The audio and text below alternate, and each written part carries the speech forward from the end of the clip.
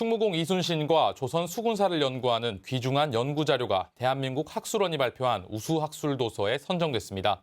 조선 후기 수군제도 자체에 대한 규명이 제대로 이뤄져 조선 수군사 연구에 새로운 방향을 제시했는데요.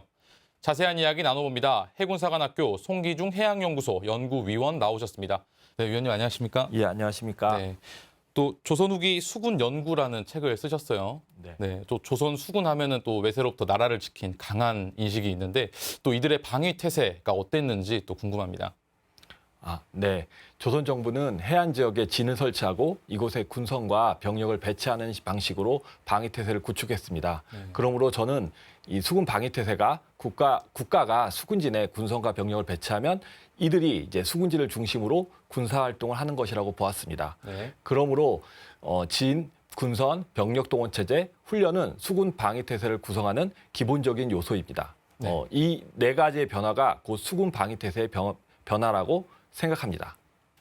네, 그러면 또 수군 방위 태세의 변화에 대해서 말씀해 주셨는데 그럼 조선 정부가 수군의 방위 태세를 왜 변화를 시켰을까요? 그것은 바로 여느 국가와 마찬가지로 조선은 자신의 백성들의 생명과 재산을 보호하고 싶었기 때문입니다. 저는 이러한 가설에 맞추어서 조선이라는 국가가 어떻게 군사력을 유지해 나갔는지 살펴보고 싶었습니다. 그리고 이러한 연구 결과를 여러 사람들과 공유하고 싶었습니다. 네, 또 책의 내용을 보면 조선 후기 수군 연구의 이제 책의 내용을 보면 17세기에서 19세기까지 또 수군의 역사를 구분을 해 놓으셨어요. 그 이유가 있습니까? 네, 그것은 이제 대외 정세의 변화를 기준으로 구분한 것입니다. 17세기 초중반은 이제 청과 일본과의 긴장감이 이제 계속 지속되는 시기였고요. 17세기 중엽부터 18세기 중엽은 청과 일본과의 긴장감이 다소 완화된 시점이자 이제 황당선이라고 하는 어체를 목적으로 들어오는 배들이 본격적으로 출몰하는 시기였습니다.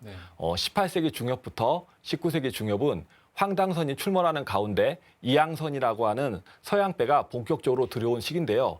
이렇게 대외 환경의 변화에 따라 수군 방위태세의 변화하는 과정을 살펴보았습니다. 네, 그럼 좀 유치한 질문일 수도 있는데 조선 수군이 가장 강했던 시기와 또 가장 약했던 시기 그리고 그 이유가 또 궁금합니다. 네.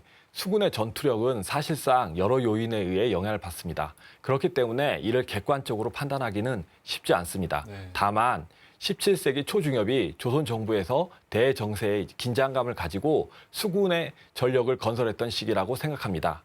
이에 비해 18세기 중반부터 조선 정부가 수군의 재원을 축소하고 훈련을 크게 하지 않는 시기라고 생각되는데요.